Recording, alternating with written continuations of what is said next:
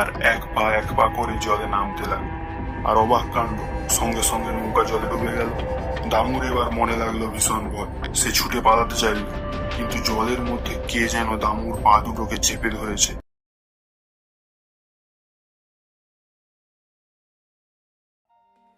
সন্ধ্যা তখন 7টা। চা দোকানে বসে চা খাচ্ছে নরেন, রঘু ও বিষ্টু দাদু। বাইরে বৃষ্টি হচ্ছে অনবরত। চা দোকানি বলল, এই বর্ষার দিনে বাবুরা বাড়ি যাবেন কেমন করে? কারোর কাছে ছাতা তো নেই। রঘু বলল, সে আর কি করা যাবে, এই সময় একটা ভূতের গল্প হলে মন্দ হয় না।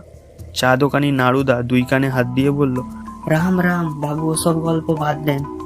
নরেন ইশারায় বলল, ও রঘু, বিষ্টু দাদু আজ এত চুপচাপ কেন? মনে হয় গুলের স্টক শেষ ভাই।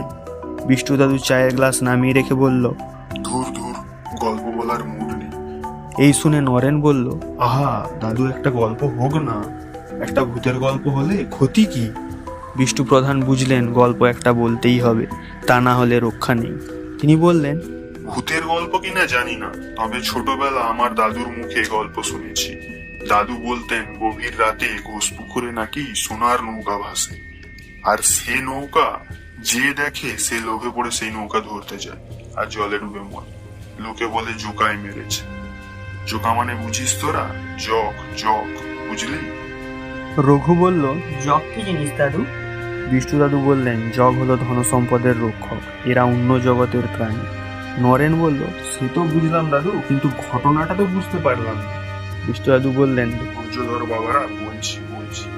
এই যে ঘোষপুকুর দেখছিস, এই ঘোষপুকুর হলো এই গ্রামের ঘোষ বংশের পুরনো পুকুর।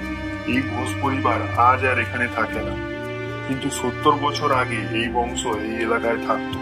আর এই পুরনো জমিদার বংশ প্রায় 250 বছরের পুরনো। সেকালে শুনেছি জমিদাররা তাদের গোপন সম্পত্তি উত্তর পুরুষদের হাতে সঠিকভাবে পৌঁছে দেওয়ার জন্য এই বিশেষ পদ্ধতি প্রয়োগ করত। অর্থাৎ এক যককে তান্ত্রিক পদ্ধতির মাধ্যমে নিযুক্ত করা হতো ওই সম্পদের রক্ষা করার জন্য, এবং 7 কিংবা 8 পুরুষ পর সেই সম্পদ সে প্রকৃত উত্তরাধিকারীকে সমর্পণ করে এই দায়িত্ব থেকে মুক্তি পেত। আর এই সময় সময় সে মাঝে মধ্যে সম্পদের আভাস বংশের প্রত্যেক পুরুষদের দিত ও সময় ক্ষেত্রে আকর্ষণও করত পার্শ্ববর্তী জনতাকে। এমনই ঘোষপুকুরে প্রতি অমাবস্যা মাঝরাতে পুকুরের মাঝে ভেসে উঠত এক সোনায় মোড়া মোহরের ঘোড়া ভরা ছোট নৌকা, আর সারা নৌকায় বসানে থাকত হীরা, পান্না, চুনি, মানিক, আরো কত কি। এই বলে বিষ্টু প্রধান একটু কাশলেন।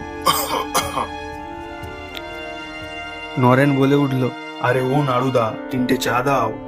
বিষ্টু দাদু একটু হেসে বললেন, দাদু বলতেন সেই সময়টাতে নৌকা নাকি বারবার সবার নজরে পড়ছিল, সেই সোনার নৌকো। কিন্তু ভয়ে কেউ পুকুর পাড়ে নামতো না, দূর থেকে দেখেই সরে পড়তো।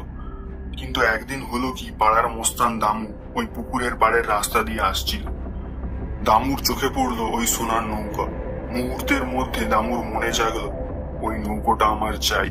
সে করলো কি, পথ ছেড়ে পুকুর পাড়ে এসে দাঁড়ালো, আর এক পা করে জলে নামতে লাগলো। আর অবাক কাণ্ড, সঙ্গে সঙ্গে নৌকা জলে ডুবে গেল। দামুর এবার মনে লাগলো ভীষণ ভয়। সে ছুটে পালাতে চাইল, কিন্তু জলের মধ্যে কে যেন দামুর পা দুটোকে চেপে ধরেছে। ভয়ে দামুর মুখ থেকে আর কথা সরছে না। সে দেখতে পেল জল থেকে মাথা তুলে আছে। ওটা কি?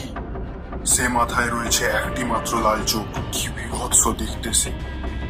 ইতিমধ্যে দামু কখন এক গোলা জলে নেমে চলে এসেছে বুঝতে পারলো না। তারপর টুপ করে দামুর মাথা জলে ডুবে গেল।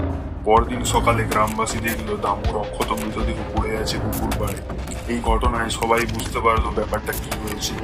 এর কিছুদিন পর শোনা গেল ঘোষবাড়ির একজন সদস্য একইভাবে মৃত্যুর ঘটনা। তখন গণক ঠাকুর বললেন, জগ খেপে গেছে, ওই সম্পত্তি তো আর উদ্ধার হবেই না, বরং আরো প্রাণ সংশয় হবে। গ্রামের সবাই ও ঘোষ পরিবার খুব ভয় পেল এই ঘটনা শুনে। ঘোষ পরিবারের আর পাশ টিকল না।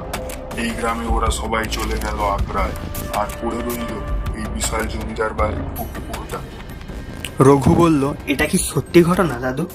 বিষ্টু দাদু বললেন, সত্যি মিথ্যা জানি না, আমার দাদুর মুখে শুনেছিলাম।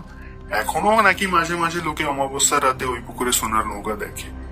নরেন ও রঘু হাসতে হাসতে উঠে পড়লো বেঞ্চ থেকে। বাইরে বৃষ্টি থেমেছে, সবাই বাড়ি চলে গেল।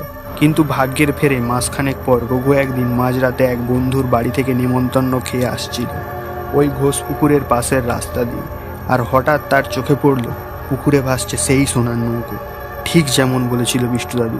রঘু খুব ভয় পেয়ে গেল আর এক দৌড় দিল বাড়ির দিকে।